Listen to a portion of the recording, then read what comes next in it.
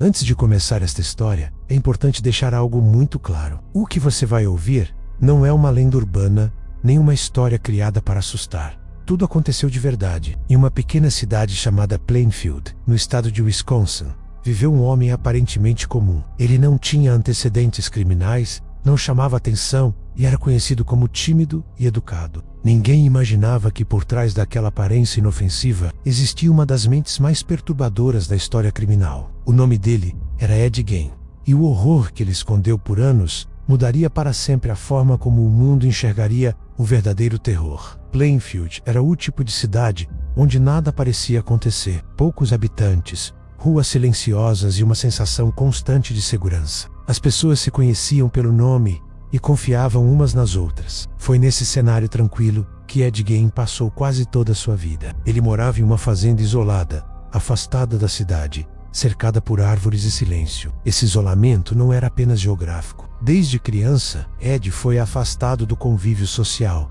crescendo em um ambiente onde o medo e a repressão eram constantes. Ed Gein nasceu em 1906, em uma família marcada por problemas. Seu pai era alcoólatra e pouco presente. Sua mãe, Augusta Gein, era extremamente religiosa e controladora. Para ela, o mundo exterior era um lugar corrupto, cheio de pecado. Mulheres eram vistas como impuras e qualquer desejo humano era tratado como algo demoníaco. Ed cresceu ouvindo que precisava temer o mundo e obedecer cegamente à mãe. Isso moldou completamente sua mente desde cedo. Augusta controlava cada detalhe da vida dos filhos. Ela decidia o que eles liam, com quem falavam e até o que podiam pensar. Histórias bíblicas eram usadas como forma de punição psicológica. Ed nunca teve espaço para desenvolver uma identidade própria. Ele não fazia amigos, não participava de atividades sociais e raramente saía da fazenda. Enquanto outras crianças aprendiam a viver em sociedade, Ed aprendia apenas a obedecer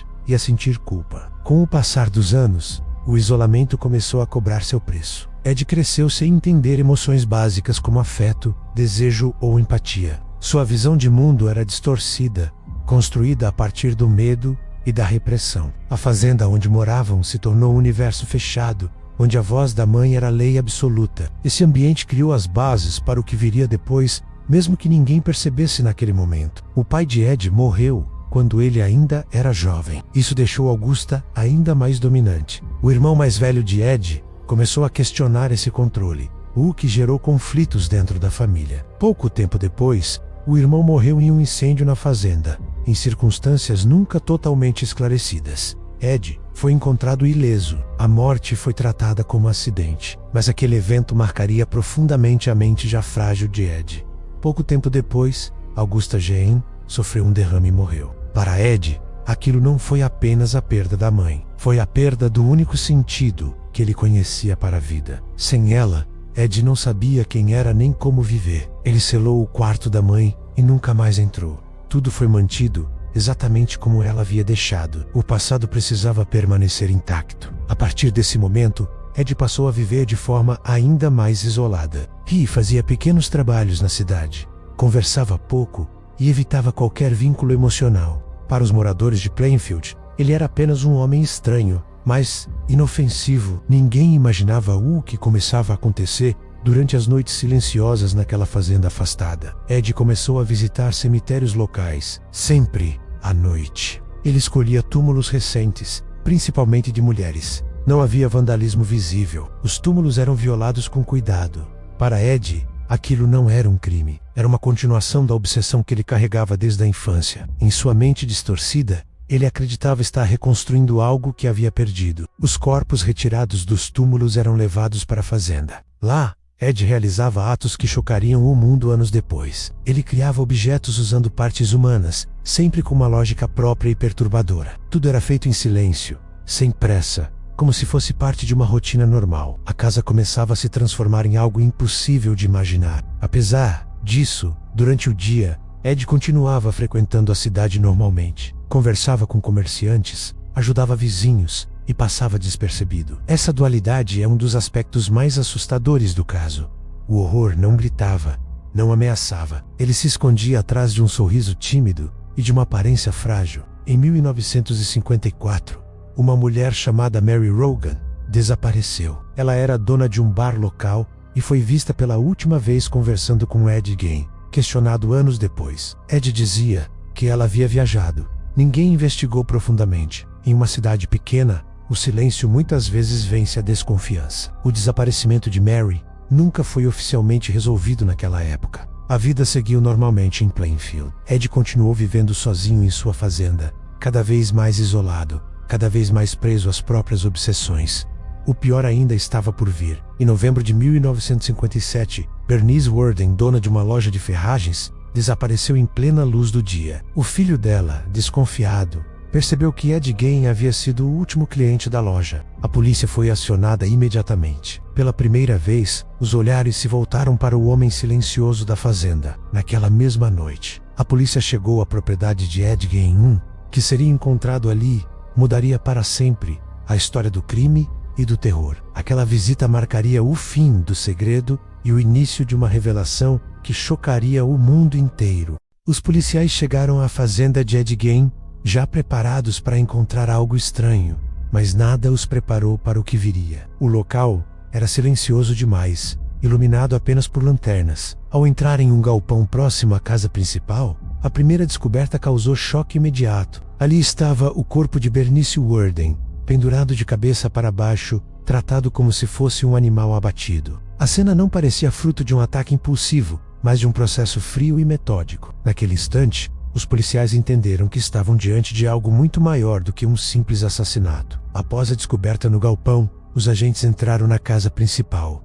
Cada passo revelava um novo nível de horror. Objetos comuns misturados a itens que desafiavam qualquer compreensão humana. Não havia sinais de luta ou bagunça. Tudo estava organizado, quase cuidadosamente disposto. Aquela casa não era apenas um local de crimes, era a materialização da mente de Ed Gein. Um espaço onde a realidade havia sido completamente distorcida ao longo de décadas de isolamento e trauma. Dentro da casa, os investigadores encontraram objetos feitos com restos humanos, algo que chocou até os profissionais mais experientes. Não se tratava de atos aleatórios, mas de uma obsessão contínua. Ed parecia tentar reconstruir figuras femininas usando o que encontrava, como se buscasse substituir algo perdido no passado. A figura da mãe surgia constantemente como pano de fundo de tudo aquilo. Era impossível separar os crimes da influência psicológica profunda que Augusta exerceu sobre ele. Ed Gein foi preso naquela mesma noite. Ele não resistiu, não tentou fugir. Durante a prisão demonstrava confusão,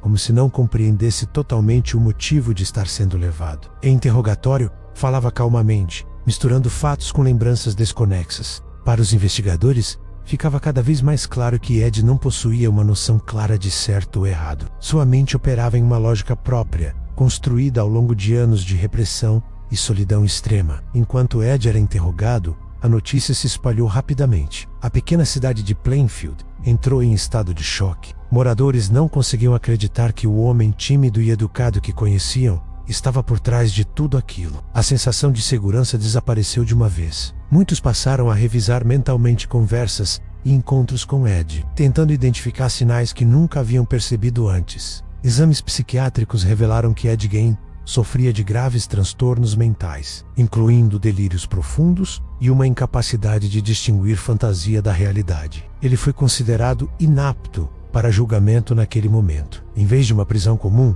Ed foi enviado para um hospital psiquiátrico de segurança máxima. A decisão dividiu opiniões, mas refletia a compreensão de que ele não era um criminoso comum. Durante os anos de internação, Ed manteve um comportamento aparentemente dócil. Conversava com funcionários, ajudava em tarefas simples e raramente demonstrava agressividade. Esse contraste só tornava o caso mais perturbador. Como alguém capaz de tamanhos horrores podia parecer tão inofensivo? Psicólogos passaram a estudar o caso como um exemplo extremo de destruição psicológica causada por abuso emocional prolongado.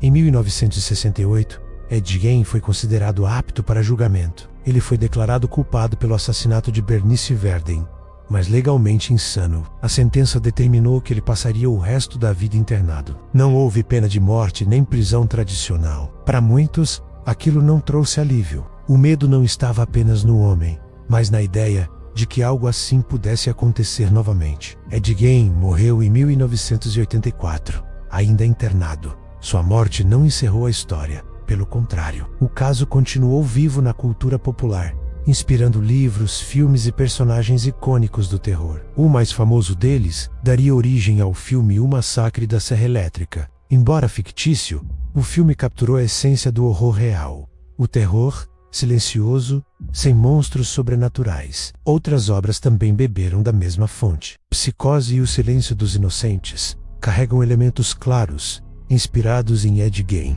A obsessão e o isolamento, a figura materna dominante e a fragmentação da identidade se tornaram temas recorrentes no terror psicológico moderno. Ed se transformou em um símbolo involuntário do horror real. O caso Ed Gein mostrou ao mundo que o verdadeiro terror não vive em castelos abandonados ou criaturas fantásticas. Ele pode existir em casas comuns, em cidades tranquilas, escondido atrás de rostos aparentemente normais. Essa é talvez a parte mais assustadora de toda a história. Plainfield nunca mais foi a mesma. A fazenda de Ed foi destruída numa tentativa de apagar o passado. Mas histórias como essa não desaparecem facilmente. Elas permanecem na memória coletiva, como alertas silenciosos sobre o que pode acontecer quando o isolamento, o fanatismo e o abuso psicológico se combinam. Mais do que um criminoso, Ed Gein se tornou um estudo sobre os limites da mente humana. Seu caso é usado até hoje em aulas de criminologia e psicologia, não para glorificar,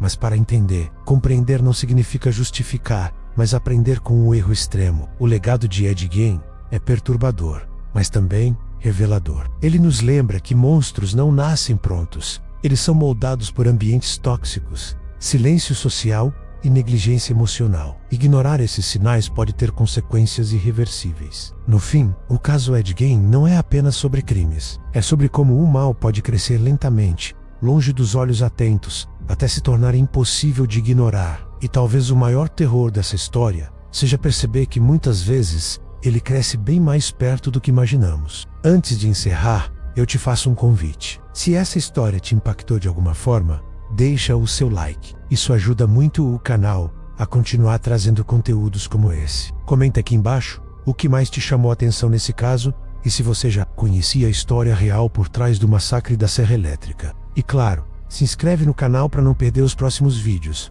porque ainda existem muitas histórias reais tão perturbadoras como essa, esperando para serem contadas. Nos vemos no próximo vídeo.